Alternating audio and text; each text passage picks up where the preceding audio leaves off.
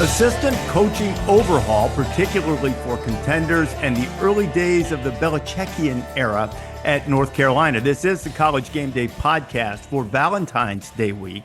Rece Davis and Pete Thamel with you. Eli Lederman is going to join us in a little bit to talk about North Carolina and Bill Belichick. But Pete, you and I have spoken often as you have assumed duties on College Game Day basketball and done a phenomenal job. But back here talking football, before we dive into what I think is one of the big stories of the offseason is the churn and overhaul, particularly at the coordinator level for programs that hope to be contenders in college football playoff contenders next week. You sent me a great picture on text on Saturday of you and young Teddy at the Mystic Aquarium. So what was, and by the way, the Mystic Aquarium in Southern Connecticut is a spectacular place. And you can go to Mystic Pizza and get a great pie there too.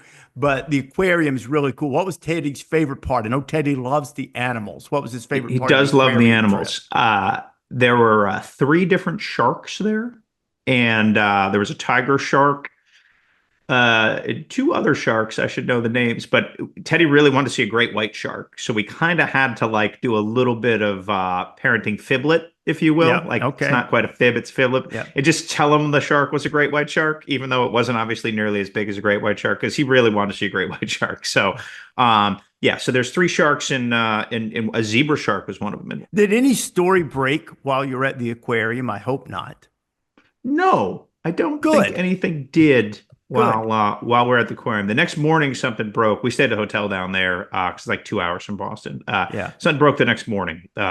We broke Juwan Sider going to Notre Dame from Penn State. So the running back coach. But yeah, the afternoon was relatively serene, Rece. So that was nice. So what a great segue. That's why you're a trained podcast professional into this churn. And look, there are always changes at the assistant coach level, but some of the fascinating ones, not terribly surprised by Chip Kelly going to the NFL. You know, I don't know why. It wouldn't have been surprising had he stayed, nor would it have been surprising had he taken a job at a New Hampshire prep school and started, installing the triple option.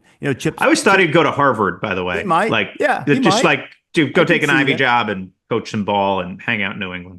I wouldn't be surprised if that's on the agenda someday for Chip. And we don't say that mockingly. We say that because he knows what he likes. He knows what he enjoys.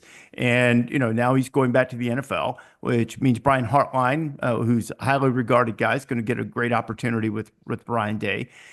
The other one that I found a little more interesting was Jim Knowles' departure. There was there was talk of Oklahoma, and there was a personal connection there, and he'd been at Oklahoma State. He winds up at Penn State. And then it seemed a little odd in the celebration, too. So Penn State lost Tom Allen, who went to Clemson, so they go and get Jim Knowles to replace him. What do you make of the change at Ohio State? Changes. And Justin Fry, the O-line coach, he left went to the NFL, too. So I don't think they're related at all. You know what I mean? Like, if anyone wants to group it together, like, all these guys are leaving. I just think there were three very separate pots. We'll start with Chip. Even when he was at UCLA, there was a desire for Chip to go back to the NFL to call plays. So that's not surprising. I saw Albert Breer, Sports Illustrated, reported Chip's making $6 million a year to call plays. It's a good gig. Yeah. That's a really good gig, Rece. And I think if you look at Chip Kelly's reasoning for going to Ohio State, was he want to call ball plays? And now he's going to call ball plays and be the highest paid ball play calling coach in America. So there's nothing wrong with that. The Knowles thing is complicated, right? I don't think there's like a linear reason for him going. I think some of Knowles leaving was this. He's probably never going to be a head coach at this point in his early 60s. Now he's head coach at Cornell early in his career, so not to be dismissive of that, but. And he hasn't showed a ton of desire to be a head coach. And he's a bit of he's a very good coach. Obviously, he had I believe the number 1 defense in the country this year, the number 2 defense in the country last year. It was he's had a remarkable run. I think there was a little bit of tug of home, and I think there was just a little bit of a tug of something new. For 2025, there's going to be a pretty big turnover on defense for Ohio State. I think they're going to have 8 players drafted in this upcoming draft, and then they're going to have two outstanding players, really three if you include Davison Igbosin at corner, who'll be a very good corner. He's honorable mention All Big Ten last year, and if he cuts down the penalties, he could be first team All Big Ten. You have Caleb Downs, obviously, at safety. He'll be the best defensive player in college football next year. And then Sonny Styles is a really intriguing prospect. Remember, he enrolled early, Rece, out of high school. He's a third-year junior, but he's really like a sophomore. So he's coming into his own and is like a freak athlete. After that, there's a lot of really good players who've developed through the system that we don't know a ton about. So I just think if there was a logical time for Jim Knowles to leave, it would be that. How much was just him wanting to go home to Pennsylvania? How much was him wanting a fresh start? He was pretty vague in his reasonings when you if you listen to his comments when he got introduced at Penn State. It's a heck of a challenge, right? Try to take a program that's been on the cusp of the elite and push them over the top. And they should be in position to do that with the personnel they have coming back on both sides of the ball. So it'll be pretty interesting to see that piece of the transition, because obviously for an offensive-minded head coach like Ryan Day, the defensive coordinator position is going to be the most important one he makes. You mentioned that it is unlikely at his age in this juncture of his career that Jim Knowles will be a head coach, and I would concur with that. But there are certainly those in his camp who believe that he has been overlooked in that regard. And if he wanted perhaps to get a shot, what better way than being the guy who gets a lion's share of the credit for pushing the Nittany Lions over the top, because they've been really good, but not champions. And if he is deemed to be responsible for that, then not only is he making great money and a great gig as the defensive coordinator at Penn State, now perhaps even other opportunities open up for him. Perhaps he doesn't want them, but it's nice to be wanted, and he might have those types of opportunities if he is the guy. Now, Franklin will get the credit because he's a head coach, but when you bring in a coordinator like that, and maybe they finally win it with him, who would you put preseason number one right now as we sit here? And I've got to look at this in much deeper fashion than I have up to this point. But to me, off the top of my head, there are really two candidates. It would be Penn State and Texas, right? I mean, I think. I mean, there'd be others. Agree. I'm looking at Mark Schleybar, my colleague, did a way too early top 25. He has Ohio State number one. I need to see more to believe that. And that's Mark's great. It's not a criticism of that. I just think I got in trouble a couple of years ago, Pete, because I didn't put Georgia number one when everybody else did. And I said, I just want to see the quarterback play. Sure. Not saying Carson Beck wouldn't be good. I just need to see it. And that's how I feel about it. Number one, Rece? Ohio State. How'd that go? But that went well. Yeah, but I knew what I had there. But I think with quarterback being the most important position on the field, when you don't know, and we saw enough of Arch Manning to have a really good idea of what Texas has. I know the starter technically is not coming back, but I've seen enough of Arch to feel pretty good about the quarterback position being in great and mature hands there. And obviously Penn State's is too. And I think Aller's going to grow from what happened to him late in the Orange Bowl. Yeah, and I think the team that's being a little bit slept on right now is Clemson for 2025. Agreed. When you look at Cade Klubnik, he's a top 3 quarterback in the sport for next season. They finally got that receiver core. How many hours on this podcast did we talk about the receiver core lagging behind what it had been in its sort of Hopkins era superpowers, right? They have Antonio Williams. They have Bryant Wesco. And then on defense, like, they've got some dudes, man. They've got Peter Woods. Linebacker Sammy Brown was one of the best true freshmen in the country last year. Wade Woodaz is sort of like that do-everything guy that a defense needs. So I really think that they went to the portal and got some dudes, Rece. How about that? And they also have Tom Allen. Yes. Who is a proven defensive coordinator, did a great job at Penn State last year, and he made a change and chose to go to Clemson for personal reasons, family reasons. And if you're going to make a change in favor of family, not to say that Penn State's not a great place for family, Sure. but I mean Dabo's very open to that, and it's a great environment for almost all of the assistants that I've ever talked to that have worked there, and Tom's an accomplished defensive coach who will do a fantastic. Got two daughters in the Carolinas. Yeah, I think so. Yeah, I don't know. Is she in South? I don't know if they're in South Carolina. One's North in Carolina, Greenville, but one's in close enough. Raleigh, I believe. Okay. But I'm getting a little out over my skis, starting to identify the geographic location of that. But that was one of the big pulls, was getting his family there. Yeah. His son, who's obviously a linebacker for Tom at Indiana, came with him on staff to Clemson too. Clemson added Mike Houston, the old East Carolina coach, to their staff. They added Kevin Kelly, a longtime, very good NFL scout from the Chargers. He'd been in the scouting for 21 years. Clemson is modernizing, and it's nice to see it, right? Like it's fun to have Clemson in the mix with some juice, and you can just see from the different guys they've got in the portal to how they're evolving their front office, which have been good, but they're they need everything to grow and evolve, and there have been some hesitations, pushback from that, maybe from the head coach chair, but it is coming along, and it'll be a really interesting collision. Because I agree, I'm never going to be bullish on a team until I know the quarterback situation early in the season, right? And I'll just say this: like, I am not just going to anoint Arch Manning the first team All SEC quarterback because of his last name. If you just strip away the last name and what he has done, he's been good, but I just need to see a little more, and that's okay. Right? Like it's okay to just not christen him a first team All-American. People have him as the number 1 pick in the draft next year. I mean, he looked like in the moments we saw him this year, he looked like a guy who would get deer eyes and run. Now, I've been impressed with how electric he's looked running, but I'm just not there yet to anoint him from the high altar. There's some development that needs to happen. No, I don't disagree with that, Pete. I'm not anointing him. I'm just saying I don't think Texas has a quarterback problem.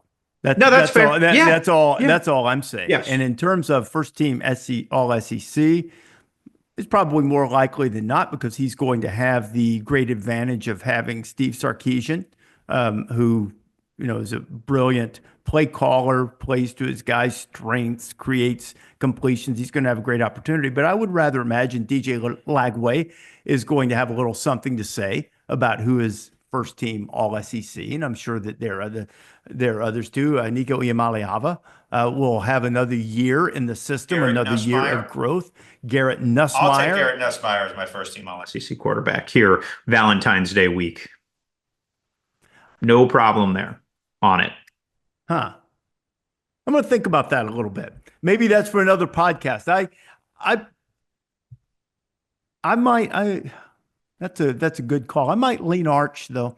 We could make a barbecue bet for with the Sark numbers. It's not Nussmeier. I think is as good as anybody in the country. His arm talent is ridiculous. The throws are great. I guess what I'm saying is I think Texas might be better than LSU next year, and that will help. Yeah. That will help Arch, even if Nussmeier, maybe puts up slightly better numbers. If Texas wins more games, that might help. Few losses on the O-line there, both places, really. Key guys you'll be calling early in the draft on both sides.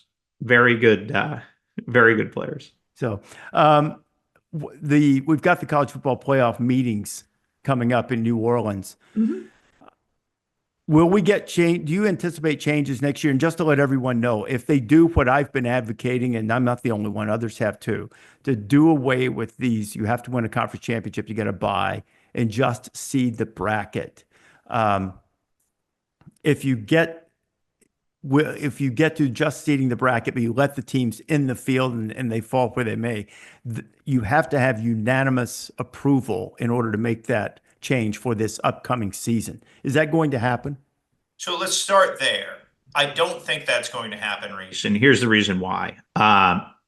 Unanimous approval could cost the others outside the Big Ten and SEC some money, and I don't think they're going to risk that. For example, Boise State got a team in the top 4. The Mountain West got a team in the top 4 in Boise State. They got a bye. The Mountain West got $4 million extra dollars like $8 million, not just $4 million for inclusion, but for advancement. And I don't think collectively the other leagues are going to risk that amount of money for 1 year of straight seeding. Now, if they can somehow, the juice doesn't seem to be worth the squeeze to rearrange all that and dig all the way in on that for 1 year. That is what I've been told. Could it happen? Sure. I don't think it's particularly likely at this point. And the reason that the SEC and Big Ten likely won't be able to get everybody to come along with them is money. So that is, unless they can find a needle thread there, I don't think there'll be much change for 2025. Now, it's a whole new clean slate for 2026. And this is when things are going to get, I think, really, really interesting, because the future of the sport really for the next 6 years is going to start to reveal itself at these meetings. I don't think they're going to vote on anything there when the Big Ten leaders and the SEC leaders meet in New Orleans, but I do think there's going to be huge discussions. There's going to be discussions about whether or not there'll be automatic qualifiers, which is not automatic, by the way. The Big Ten has been pretty bullish on them. The SEC has been a little bit wait and see. There are some positives that could come with that, but there's just also some pushback to just anointing one league having so many spots. And I'm not saying that's not deserved. I'm just saying that there would be pushback to doing that. And then, the other thing in 2026 is seeding and home games that will be discussed. I would imagine we get to a more conventional seeding metric. That's just the general tenor of the room. There doesn't seem to be a ton of pushback to that, as long as inclusion of the leagues is part of everything. I don't think we're going to see a significant pushback with that. And then home games, Rece. Obviously, we were lucky to be at how many home playoff games? Two. Two. Pretty cool, right? They were awesome. Yeah. Notre Dame was electric. Notre Dame was the best. Dozens of games at Notre Dame in my career. I covered the Bush Push game. I've been at Notre Dame. I've never seen Notre Dame more juiced for a game. Awesome. Columbus, it was a little spicy, right? We had Tennessee fans there. I'll remember that environment for the rest of my career, because it was just so surreal.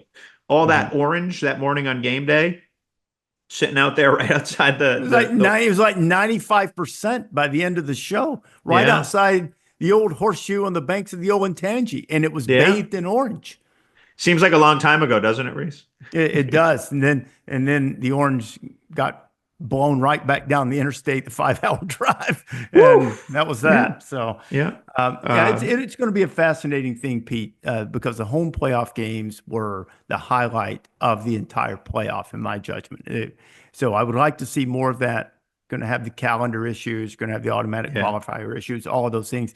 And the goal for what do you think about January 25th, one of the title games coming up? Yeah, I know it's too late. I would like to see them condense the calendar, move everybody back and start week 0. There are a lot of things that would have to go with that. Maybe reconfiguring, or especially if you have automatic qualifiers, what are you going to do on championship weekend? Do you turn that into like conference play-in games if you have those types of things? Is that the next evolution of generating revenue and interest for the playoff? There are a lot of things to be determined in that regard.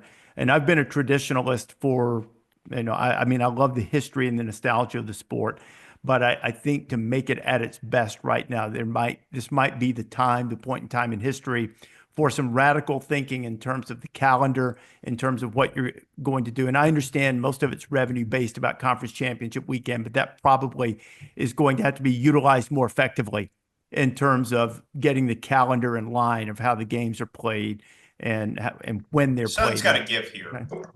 Right. Yeah. It's getting too deep in. It's getting a little bit lost. There was intensity in Atlanta for the national championship game, but I felt like for those two brands, for the Ohio State story, for the Notre Dame story, it felt like to me, and maybe it was the result of a long season, I was excited about it, but it felt like there wasn't that widespread, all-encompassing, all sports fans just electrified for this meeting, and that's really what that meeting deserved. And now the Ohio State and Notre Dame fans felt that way. And ultimately, those fans are always going to have more intense emotional feel about their team being in it. I get that.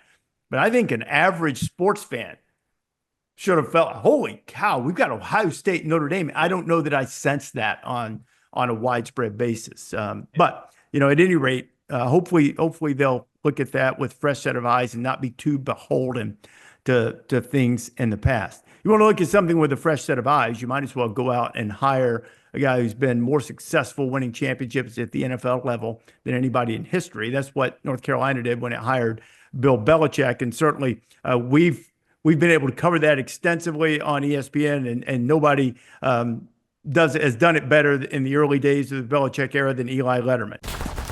Pleased to be joined now by Eli Lederman, who covers recruiting for ESPN.com and has done an unbelievable job in covering the early days of the Bill Belichick era at North Carolina. Eli, how would you describe the transition for Belichick to college football and North Carolina? Yeah, I mean, I think like we all agree, this is one of the biggest stories in college football and will continue to be for the entire year. And there's so many angles to hit it from. So many of them for now are what ifs, but like recruiting is one of the places where we've got real insight so far. He's had most of a portal cycle. He had a month and a half to fill out his 25 class, and he's been on the recruiting trail. So we've gotten to see a little bit inside the program here with how the staff is operating, with how it's set up, and really what Bill Belichick looks like on the recruiting trail, which is a fascinating piece in its own right, because you're talking about the curmudgeonly persona, right, of NFL football, who lorded over the game for 25 plus years, more than that. And now he's in the college ranks, and he's sitting in classrooms and coaches' offices at the high school level. And so we're getting some insight into what Bill Belichick at North Carolina really looks like. Well, I just read on ESPN.com or on the ESPN app the story about Texas Tech and how they've made a massive move into the portal and how they'd planned this for basically the entire season or even before. They had a plan, they had financing, they identified players that they thought would fit into their system. And North Carolina has had to do this quickly, and it's a foreign world in many ways. So how successful would you assess as a recruiting expert? How successful do you think they've been in acquiring talent? It was a really short run. You mentioned like the planning. They didn't have that, 12-month ramp up or whatever it was, for instance, that Tech used. But they got things together quickly. It was a deep, if modest, portal class. Some guys who are certainly going to contribute for them next year, but they didn't go out like Texas Tech or like some of those other programs across the country and blow anybody out of the water. And kind of the same in recruiting. The big thing for Bill Belichick, and he did it in his first days, was to get on the phone with Bryce Baker, the top 300 quarterback who'd been committed under Mac Brown. Retained him, but past that, it's kind of a collection of three-star guys. They plucked a few Wake Forest defectors who left the program after Dave Clawson retired. Got a couple other guys, but at least this first Belichick class, this 25 class, is understated. But we're going to learn early if this whole talent evaluation, and if Bill Belichick and his staff, one of the best talent evaluators of all time, at least at the NFL level. Can they hit early? But I think in 26 is where we're going to really see, that planning and that recruiting might, if they've really got it, show up. Eli, I'm very intrigued by the pragmatism that Belichick and Mike Lombardi showed in this portal cycle. They came in with a lot of thunder, obviously huge salary for Bill. There was certainly, he wouldn't have gone there on unequal footing, meaning Bill Belichick wasn't going to have the 14th biggest NIL budget in the ACC because he's smart enough and savvy enough and, knows that the key to winning in any level of football is having resources to do it. Knowing what you know about how their portal class and their high school class came together, how do you think UNC will be talent-wise next year? I think talent-wise, it's a really good question because this roster is a bit of a hodgepodge of like Mac Brown era holdovers. The guys they retained, they did make some really important, retention moves in terms of guys who hit the portal in between kind of the coaching change and return to the program. A few starters, Amari Campbell being one of them, a couple guys on the offensive line that were big. But that portal class, again, they didn't go get some big quarterback who's going to step in day one. We know they made a big push for John Mateer, who landed at Oklahoma. but they didn't go land that big guy. They didn't go drop a ton of money, at least as far as we know, on a really expensive, really big, really star-studded portal class. So I think the talent level in year one is a really interesting question. And obviously all eyes are going to be on Bill Belichick and how far he can get this team in year one. But I think, we know he's got a ton of money lined up in terms of what's in his contract and what they're going to be able to spend on revenue sharing. You assume they're going to motivate the boosters and the NIL base. So I think it's as much there about 2025 as it is what they're going to be able to do moving forward. Eli, I think that's a really important point about motivating the boosters and the money, because North Carolina, by virtually anyone's account, both inside and outside, has been really slow to embrace the new world of college athletics as it pertains to putting together NIL packages that are competitive on the national level. The old idea, particularly in basketball, is, well, we're North Carolina, you should want to come play for us, is out the window. And I think that while that certainly wasn't as evident in football as it has been in basketball over the years, there is still a bit of I won't go so far as to call it institutional arrogance. Let's just call it a great deal of pride in being North Carolina, and they should have that. That's not going to sell anymore.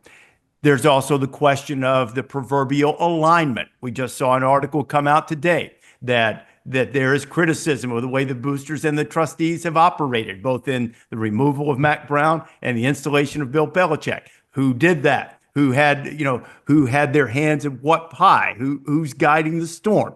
And all of these things, Belichick, wants to be the cook. He wants to buy the groceries, and he's going to want to establish the salary cap, right? And so all of these things, this is good right now. And I think it's going to take a little time. Maybe Belichick and all his brilliance are going to win 11 games this year, but I don't think it's appropriate if they go 7-5 to say this is not going to work either. But they're going to want a quick return on the investment, and they're also going to want the alignment. He's going to want the alignment to basically be, say yes, say yes to what I want. And so that's what constitutes alignment, I think, for them. In your judgment, from what you've seen, are they going to be able to get that?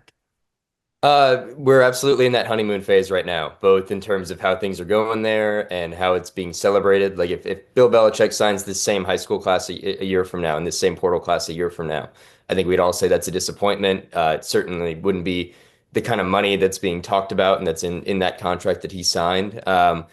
But that's going to be a big piece of this. It's all really well and good right now, and it's fun seeing Bill Belichick in a suit on the recruiting trail, wearing dress shoes, not the Air Force Ones we all see most coaches walking around in. But which good for him, by the way, dressing like a grown-up, dressing like the greatest coach in NFL history. That's what he should do. He's not in one of those smocks that you might see on any other coach, on the recruiting trail. But let's see. His sideline attire could use some work, but I'm glad his recruiting trail attire is very good. The sideline attire is its own. We can do our own podcast on what he's going to be wearing in the fall. I'm quite excited to see what he looks like on the sideline. But it can't be worse than what he wore with the Patriots. I mean, good night. Embarrassing. I can't wait. The Belichick cutoff UNC hoodie is going to go crazy. We're going to be fine. I hope he turns over a new leaf, Eli. I like for him to wear nice. Can't you see the whole student section? Yeah. Every bro shows up to that opener with the TCU Monday night with the cutoff sweatshirt or cutoff like sleeves on the t-shirt. That would be pretty fun. What if he walks out there old school, like maybe his dad, the way his dad probably dressed when he coached? They probably had to wear ties back then or something. It'd be great. What if Belichick rolls out there old school, short sleeve dress shirt and tie? Which that'd also be a bad look, but still, cut off dress shirt, but a tie. I've gotten you off track, Eli. I'm sorry. Well, I think on the alignment end, it's will this remain? Can Bill Belichick be patient enough with the list goes on in administration, with the rigors of NIL and recruiting, with all the modern realities of college football? I mean, we know he came in and said, this moment. College football has never looked more like the NFL, and it's a big reason why there's plenty of believers that he can come in and make the most of this moment. But at the same time, I mean, we've heard coaches over and over the last 5 years talk about how their patience is being tested, and we're going to find out how much patience Bill Belichick has, how far they can take this, and how patient they can be with a rebuild, because a big piece of this too. Bill Belichick's 72 years old. If he's recruiting a class of 2027, how sure are we that he'll be there? I mean, that's fully speculation, but that he'll be there when those guys land on campus, or by the time they're, hitting their primes as sophomores, juniors, and seniors. So there's still so many questions in here about how this will play out the next 10 months, and then past that, the next several years. But for now, at least, they seem to have that alignment. But this obviously very much so is that honeymoon phase. One observation, because we were just talking about UNC basketball tradition, and Rece is too nice to call it arrogance, but institutional pride. Pride, extreme institutional pride. How wild was it to see them just get wiped at Clemson on Monday night? I mean, my gosh, that was just like jarring to the senses. I mean, all the credit in the world to Clemson. Obviously, maybe their best regular season basketball weekend in school history. So, all props to them and what they've built. But wow, that was just a jarring sight to see North Carolina just getting completely just dispatched like they were, mid-November directional buy game. It was, it was, Pete. It was jarring, but I think it also speaks to the changes that they're going to make. They're trying to. Oh yeah. They're trying to do some of the things. They're going to have a basketball general manager that will function like Lombardi does in football. Something that most of the basketball programs that are excelling have already done. Who knows what other type of staff they might change, expand, different things to kind of jumpstart that. So I think in some ways, I think that, oddly enough, for a basketball juggernaut and a blue blood that North Carolina most certainly is, I think there is a feeling within the basketball program that the Belichick hire has helped basketball. Because if they're going to go in like that, then there's the realization that times have changed. I mean, look at what we've got, where you and I are going to be this weekend. Auburn, Alabama, 1 versus 2. I mean, they've never had that in football. They've never had first time in SEC basketball history. Right. Yeah. And, it's I think to see that is probably jarring not only to North Carolina, but everybody in the ACC. And it sort of underscores some of the challenges that the ACC has from a revenue standpoint, from a momentum standpoint, and some of it that they're trying to change with things like hiring Bill Belichick to run the football program at North Carolina. Yeah, it'll be interesting, some of that pride you mentioned, like their entire staff is Carolina graduates. And do you need some outside blood? Do you need some different ideas? I think that'll be a big focus in the offseason. But I'm going to ask Eli a little bit more on Bryce Baker, the decorated quarterback from East Forsyth High School. He's going to join Ryan Brown, a Purdue transfer, and Max Johnson, a many-time transfer, LSU and Texas A&M, in a pretty intriguing quarterback race. Just dig in an extra layer for us on Bryce Baker. What can we expect from him, Eli? What is his ceiling? And, is he going to be the future of Carolina football? He may well be. He was a really exciting prospect out of East Forsyth, as you mentioned, committed to North Carolina really far out. Like, it was at this point, quarterbacks are committing earlier than ever, but he was in that class of like a year and a half out, committed, wanted to recruit the class, heard all the noise all fall about Mac Brown. I talked to him the whole fall, and he was, all in and hearing from the staff that they were going to be around. Obviously, that didn't happen. And when that did, he became kind of his recruitment reopened a little bit. Penn State made a really big push to go get him in December. LSU the same. That tells you at least a bit about what some of the bigger programs across the country thought of his talent. And he's mobile. He can throw the ball. He's an impressive quarterback prospect who probably, I would argue, is maybe even rated a little low in even our own rankings at ESPN. And it's at least a question, like you mentioned him in that group. Could he be competing for snaps, even if it's just in the spring? Because that quarterback situation is wide open. There's not a solution there. Maybe North Carolina makes use of the spring portal to bring someone in if there's an opportunity. But the fact is they didn't go out in December or January in that portal window and go get a guy. They don't have a nailed on starter. So for someone like Bryce Baker, you'd assume it's at least an open possibility. Now, can he, as a 18-year-old, 19-year-old, wherever he'll be in the fall, be ready to take over an offense? We'll see how complex this thing that Belichick and co are going to be running is. But he's a really intriguing prospect for the future, and he may well be, sooner rather than later, thrown into the fire, or at least seeing some snaps. You mentioned that Monday night at TCU. If some way, somehow they're up big in that game or one of those other non-con games, I think you'll see him next fall. And not really surprising, I guess, that that LSU would make a run, and a good job by North Carolina to keep him, because the money they had allocated for quarterbacks named Bryce suddenly came free late in the recruiting process. Eli, great to talk with you. Keep up the great work. Look forward to talking with you throughout the offseason and in the coming season. Appreciate it, guys. Thank you. Thanks, Eli. Great to talk to Eli. He's doing a great job for us, for sure, Pete. And anytime you talk North Carolina, the subject of basketball sort of automatically comes up. And sort of inversely, it's always felt like that when you talk SEC basketball, football has had to come up. One of the smart things, and you did a great job on Game Day Basketball a couple of weeks ago, talking about this evolution of the SEC to becoming what Billis called earlier this week, the most powerful top to bottom league he's ever seen.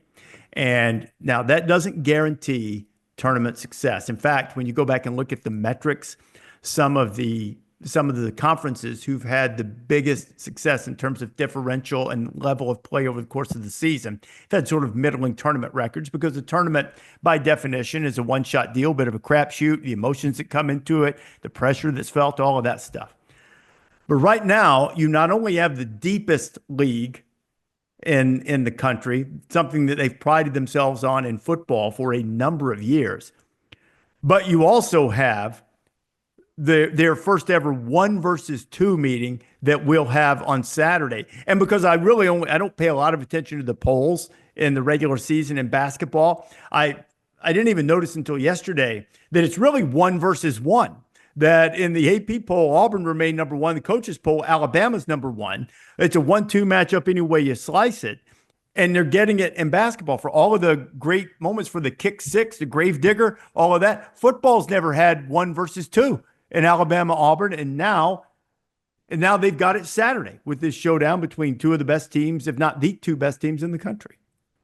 Yeah, I really think, Rece, that This is it's an interesting moment in time for college athletics, because the SEC has sort of finally leveraged its resources, its brand, and its power to put forth an elite top of show basketball product. They've been very good in recent years, but like Bill has said, this is unprecedented where we are. So the look back on why is interesting.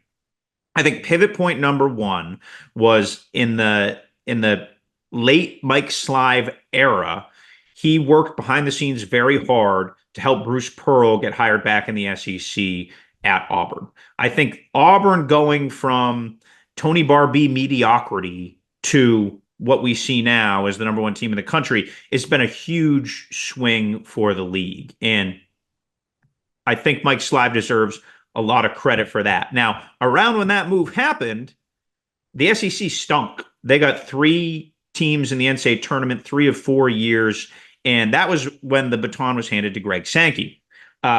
Greg Sankey did a ton of great work and really deserves a lot of credit for helping push the SEC forward in basketball. Now, Slive had a few fire and brimstone meetings in the SEC saying that the places weren't investing enough. They weren't getting units. They weren't taking advantage of what they had. Well, Sankey helped put a plan of action into place. He hired Mike Tranghese, the former Big East commissioner, to come in as like an unofficial advisor. And Mike Tranghese recommended hiring Dan Leibowitz, who helped run SEC basketball until recent years when he went to the Big East. But there was a long period there where Leibowitz and Tranghese were essentially search firms for all these leagues. And Tranghese said, forget all the RPI manipulation, forget all this stuff. We need elite coaches and we need high-end coaching hires. And I think Barnes had already gotten to Tennessee at that point too, around when everything started to shift. All of a sudden now, the SEC had never had anyone in charge of basketball before. So it gave a rallying point to the coaches. For years, the SEC was, basically John Calipari, Billy Donovan, and a bunch of other guys who would pop occasionally and didn't have that. And the SEC got some staying power and some resonance and some identity once Leibowitz got there and got the coaches. And then other factors came in, right? You had Texas and Oklahoma, 2 perennial NCAA tournament teams from their time in the Big 12, although Oklahoma is they're both, I guess, on the bubble this year when they go. Mm-hmm. But I do think the intentionality of saying we are not going to be bad in basketball anymore. We are going to put together solution-based ideas. We're going to make sure our schools prioritize basketball. that really came loud and clear from Greg Sankey's early tenure. Took a while, right? There are also facility investments and all those kinds of things, but we're now seeing the fruits of it. And then NIL comes into play. That nobody has more money than the SEC. They've been able to then fully leverage that brand and get where they are. One last point here, a Big Ten AD made to me, which I thought was interesting. He said, "I think NIL has spread the talent in football. If you look at the way the Joe Lunardi bracketology is, I think NIL in basketball has actually funneled the talent to the top two leagues." Mm-hmm. I would agree with that. And this scene that we're going to see Saturday, and by the way, they're going to play again on the last Saturday of the season in Neville Arena in Auburn. I don't know if you've been to a game there. It's a great place to see a game.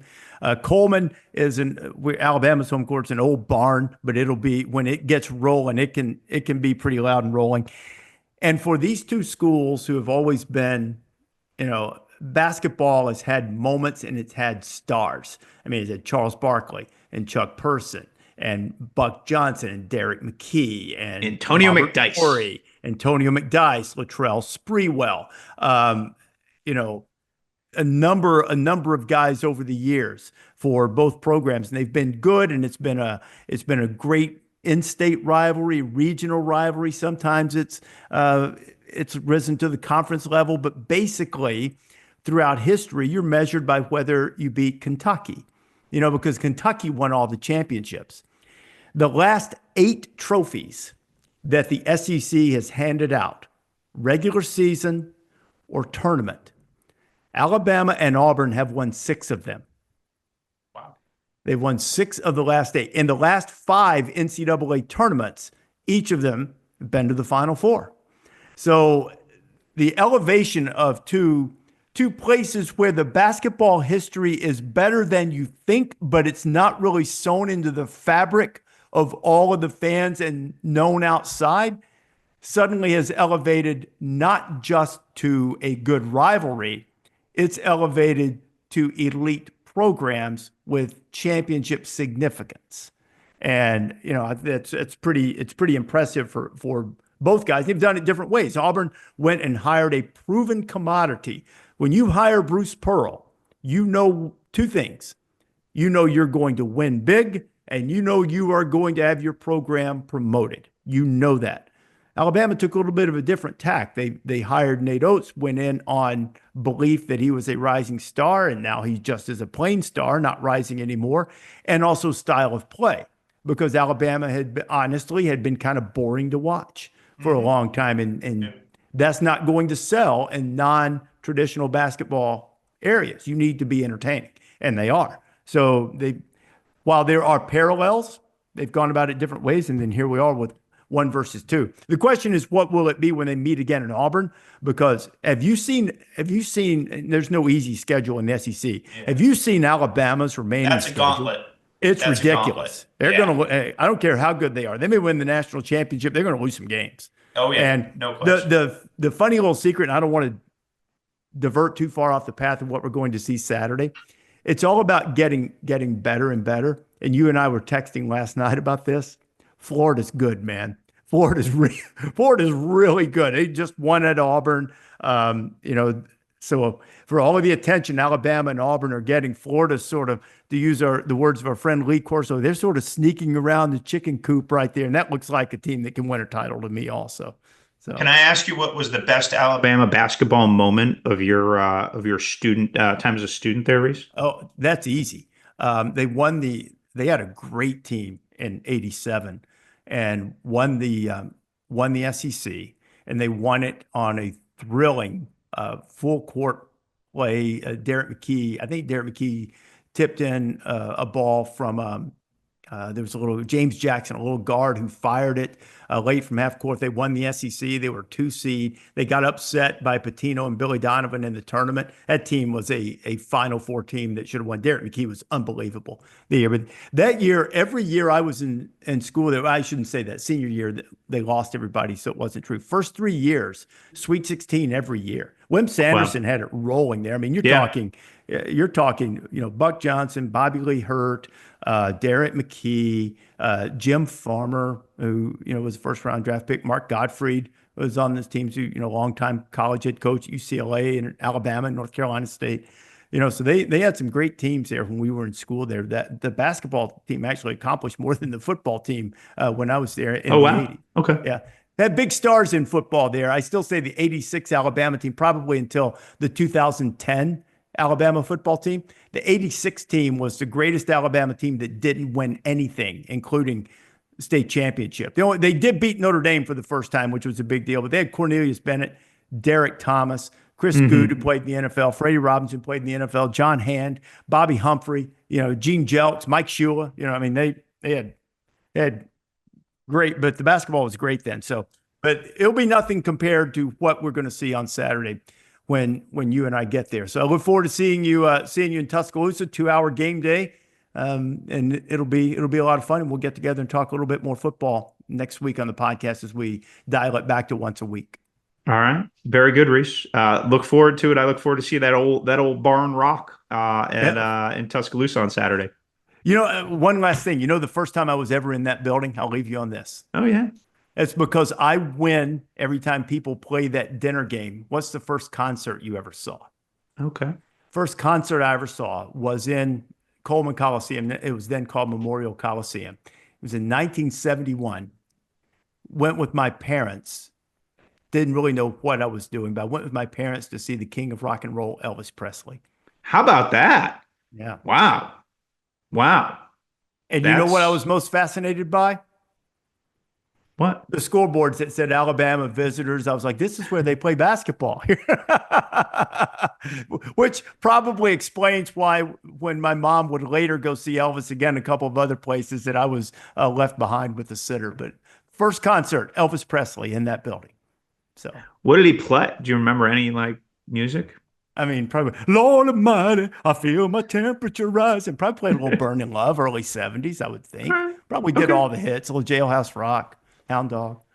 Wonder if that you could listen to that concert now, through the magic of the internet, if there's a recording available. Yeah. I don't know. Might be. I have to look it up. Thanks for listening to the College Game Day Podcast. We encourage you to download this wherever you prefer to get your podcast, or better yet, subscribe for walks down memory lane, looks ahead to Belichickian days with North Carolina, and coaching changes and playoff changes. I want to think college football. We got it all for you with a little dash of hoops as well. Take care.